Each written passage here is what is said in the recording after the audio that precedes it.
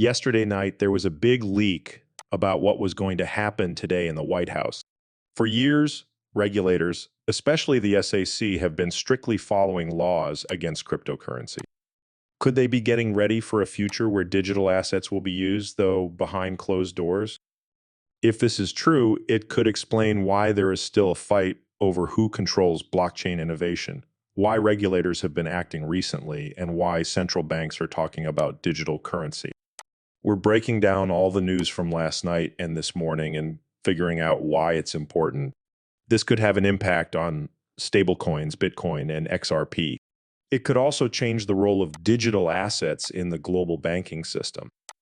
Big things are going to happen, and this is one of the biggest crypto morning shows I've ever done on YouTube. Stay tuned as we break down all of these factors and talk about how they affect your cryptocurrency purchase. There's a lot to talk about. That being said, let's get right to this. It is now worth $89,015, which is 2.55% less than it was yesterday. Ethereum is selling at $2,193 and is down 4.5% right now. XRP costs a main low $2.52. Since you SDT and USDC both ended the day at 99 cents, the value is down 3.51%. All coins are worth $2,893 billion on the market. We're going to hold on to TH for a little while longer. This morning, I got the $2,159,000 entry. Pay close attention. There is Brad Garlinghouse, Matt Young, David Bailey, Michael Saylor, and J.P. Richardson of Exodus. Interesting. The CEO of Crypto.com, Chris Maslov, Arjun Sith from Kraken, Brian Armstrong, and Vlad Tenev from Robinhood. The Chainlink team has Kyle Samurai, Zach Wickoff, and Sergey. It's interesting that I'm not sure if Gemini is listed here. We could be missing a page. It was there for Coinbase and Crypto.com, but not for Gemini. That sounds very interesting to me. The meeting today at the White House is going to be very interesting. We heard about the news that came out yesterday. This is where the fact sheet was. I'm ready to get down to business. Twitter has a lot of different conflicting thoughts right now. Do all of these things make sense to me? I don't. Let me tell you what this taught me. After coming home from my softball game last night, I stared at this for about 2 hours. While I was in the kitchen, I stood. This is what I was going through. I was bringing up historical examples to show the true significance of this and its potential connections. People are hopeful. People are gloomy. Some people thought the government would buy cryptocurrency, but we just found out that's not going to happen. Even though they won't be buying altcoins, they will be looking for friendly, neutral ways to get more Bitcoin. A lot of food is being cooked. This is something that a lot of people say, even though it's obviously overused, about Ripple giving the cash to the US government. Ripple lost a lot of money. Why did that happen? B, when something is given away for free, the price of it never goes up. We hope that the big news story that would come out of this would be the purchase of cryptocurrency. They asked us to tell them to spend money because they would want the value of that product to go up if they did. If they're just hanging on to it and got it for free, they will still make money even if the value drops to a penny. Do you understand what I mean? But we're going to go right in. Let's get to the fact sheet on the White House website. The United States is now the leader in government digital easing programs, according to the report. This is because President Trump signed an order today to build a strategic Bitcoin reserve in the U.S. digital asset stockpile. This is a very positive first line. Trump is doing what he said he would do.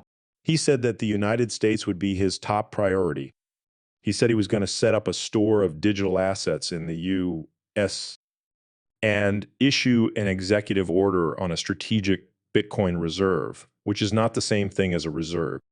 That's all now. Let's look at these two closely. What he did, though, was keep the promises he made during his bid for president. People who questioned this said he would never do it. Now you leave. Took you about 6 weeks into his presidency to finish it. It is said that the order sets up a strategic reserve and uses Bitcoin as a reserve asset. As part of criminal or civil asset forfeiture measures, the Department of Treasury's Bitcoin was taken away.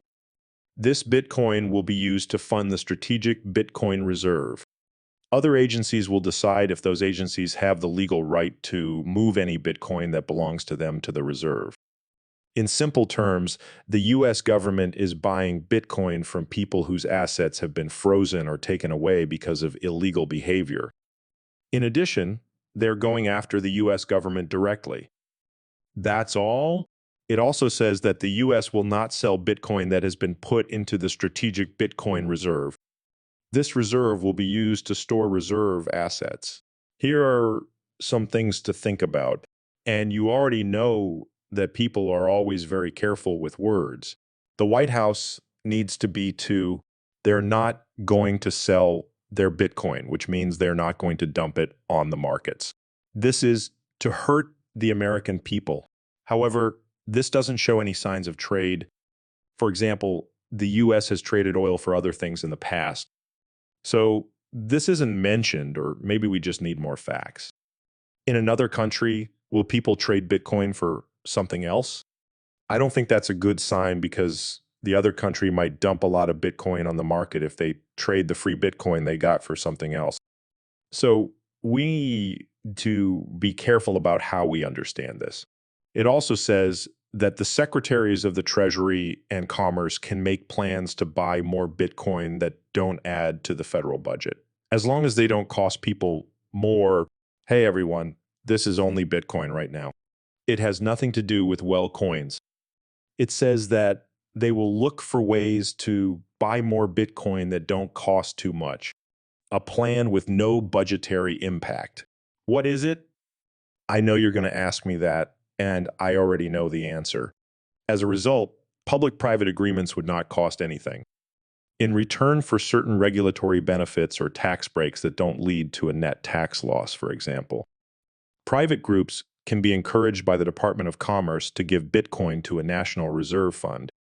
A government land mining incentive might be a good idea. The government might rent out federal land or extra energy resources to these mining companies in exchange for a certain amount of Bitcoin that is mined going into the coffers. We can talk about how the seasons are split up. The government often takes Bitcoin away because it is being used for illegal things. This is very clear in the dark web. It's possible that the government will keep those instead of auctioning them off. That's a good sign right there, because when they sell them at a sale, you usually get a pretty good price. It's good because the people who get the deal will get rid of them. Then they talk about the U.S.